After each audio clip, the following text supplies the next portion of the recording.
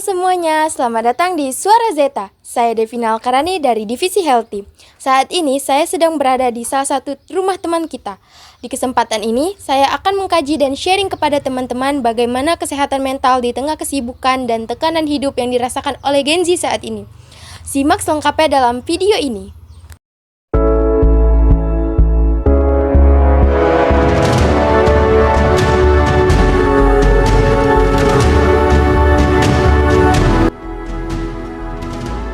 Nah, saat ini saya sedang bersama dengan Nadine Oktanovia Rambe. Saat ini umur saya adalah 18 tahun. apakah Nadine pernah mengalami kecemasan, stres, dan overthinking? Apakah kami bisa mengetahui bagaimana Nadine dapat mengalami hal itu? Mungkin kalau untuk kecemasan, stres, dan overthinking itu pasti pernah mengalami.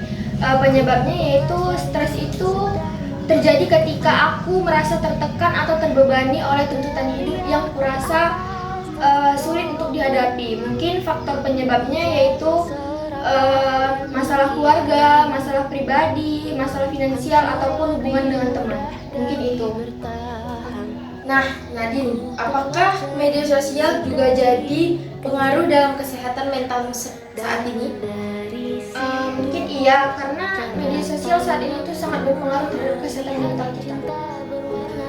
Kenapa sosmed jadi pengaruh dalam kesehatan mental saat ini?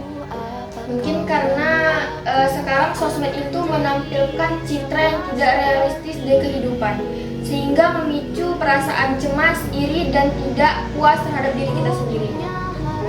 Seringkali aku merasa insecure terhadap orang-orang yang penampilannya lebih sempurna di sosial media, sehingga itu bisa menyebabkan tidak percaya diriku dan meningkatkan meningkatkan perasaan cemas aku yang berlebihan, sehingga pikiranku menjadi overthinking yang berlebihan. Kalau boleh tahu nih, apa tantangan terbesar Nadine yang dirasakan dalam menjaga kesehatan mental saat ini? Mungkin tantangan terbesarnya untuk saat ini kurangnya kesadaran terhadap pentingnya kesehatan mental aku sendiri. Kemudian mungkin tekanan sosial, di mana aku harus terlihat baik-baik aja, dan aku nggak mau menunjukkan kalau aku tuh lagi lemah gitu. Jadi aku harus terlihat baik-baik aja di sosial manapun. Jadinya Nadine lebih kayak mendem cerita ya sebenarnya gitu ya. Jadi nggak mau cerita-cerita gitu, jadi lebih kependam aja sendiri. Itu jadinya yang buat pikirannya jadi Overthinking berlebihan. Apakah Nadine dapat cukup dukungan dari lingkungan sekitar untuk kesehatan mental ini? Pasti dapat sih kalau dukungan. Contoh dukungan dari mereka tuh kayak mana? Ya kayak mereka selalu nge-support aku, selalu nyemangatin aku kalau aku lagi nggak baik-baik aja. Nah, contoh nggak baik-baik aja tuh kayak gimana sih?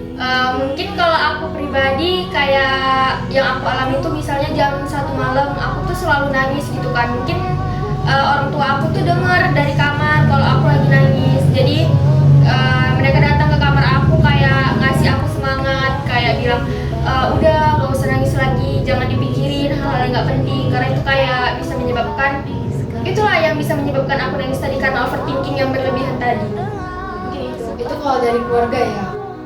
Kalau dari temen gimana tuh? Nah, kalau dari teman mungkin saat lagi di kos ya, kan aku anak kuliah juga kan. Jadi kalau misalnya mereka tuh lagi ngelihat aku nangis, mereka tuh datang kayak ngeluk aku. Kayak juga ngasih semangat kan, kayak udah nggak usah dipikirin gitu hal-hal yang nggak penting gitu. Jadi kayak mereka ngajak-ngajak aku cerita, jadi aku lupa gitu sama pikiran aku yang berlebihan tadi. Jadi aku lebih mendingan sih kalau udah ada teman atau keluarga yang ngasih support. Pernah nggak kayak kalau lagi di kos tuh kan kadang kita kesepian ya malam tuh. Ada nggak sih yang ngerasa pengen diceritain, pengen dikeluarin, tapi itu sulit. Jadi itu membuat kayak butuh seseorang gitu loh. Mungkin kalau lagi sendiri di kos, aku ngehubungin teman aku sih, kayak lagi nangis nih aku kan, aku telepon lah kawan aku, kayak aku lagi sedih nih, aku bilang gitu. Terus yaudah kawan aku yang ditelepon itu kayak ngehibur aku, ngajak aku cerita, kayak aku yang awalnya nggak mau cerita dia membantu aku sampai aku tuh mau cerita. Jadi aku lebih lega lah karena aku udah ceritain semua apa yang ada di pikiran aku sama teman aku tadi. Apa yang biasanya Nadine lakuin saat mengalami stres, kecemasan ini? Mungkin kayak sok sibuk aja sih. Aku ngajak temen aku gitu. Misalnya kalau lagi sendiri di kos kan, aku kayak ngajak temen aku untuk keluar jalan-jalan, keliling-keliling cari angin. Karena kalau lagi sendiri di kos pasti kita kayak ngerasa jenuh, langsung kayak pikiran tuh entah kemana-mana. Jadi itulah kan. Jadi kita menghindari overthinking yang berlebihan. Jadi aku ngajak temen aku keluar aja sih untuk jalan-jalan gitu. Cari angin, Kayak cari angin gitu. Nadine pernah nggak coba untuk jumpai dokter jiwa atau psikolog? Pernah sih. Apa yang Nadine rasain setelah jumpa sama mereka? Pastinya yang pertama mereka itu kayak banyak tanya lah ya kan, semua lagi tanyain. Jadi apa yang mereka tanya itu pasti aku jawab, dan pertanyaan mereka itu nggak kayak teman-teman kita gitu, kayak beda lah sama pertanyaan-pertanyaan teman gitu kan, lebih spesifik gitu.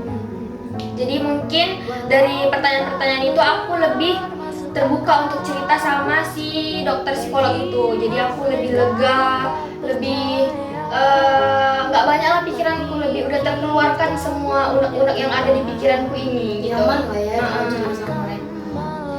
Jadi untuk saat ini Nadine tentang kesehatan mental ini tuh yang Nadine rasakan udah agak berkurang atau gimana? Mungkin untuk saat ini lagi tahap penyembuhan kan, jadi mungkin 20% udah sembuh lah. Masih ada harus tahap-tahap yang harus dijalani lagi sama dokter-dokter gitu. Oh, jadi Nadine bakal ketemu dokter lagi gitu? Iya, harus ketemu sama dokter-dokter yang lain lagi untuk melihat kayak mana perkembangan aku setelah diobati sama dokter psikolog itu gitu. Jika bisa memberikan saran kepada teman-teman sesama Gen Z nih yang sedang berjuang dengan kesehatan mental ini, apa yang Nadine dapat katakan kepada mereka? Mungkin yang pertama itu cari seseorang yang dapat dipercaya. Dengan seseorang itu kalau kita lagi overthinking atau lagi pengen cerita, kita cari orang itu untuk ceritain semua keluh kesah kita sama orang itu.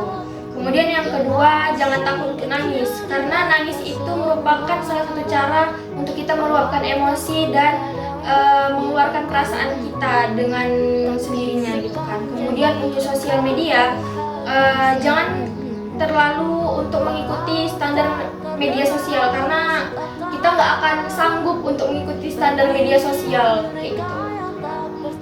Jadi gitu guys, dengerin ya, ini dari teman kita nih sesama pejuang penyakit mental nih. Kalian harus tetap semangat ya. Oke, terima kasih banyak ya Nadine udah bercerita kepada kita, kepada sesama Gen Z ini tentang penyakit mental ini tuh. Kami dan aku nih ya, banyak banget pelajaran yang bisa aku ambil dari cerita dia. Sangat-sangat membantu dan bermanfaat bagi kita. Lebih Terutama untuk Gen Z ya guys. lebih menyayangi diri sendiri ya guys. Sayangi diri kalian, oke? Dadah.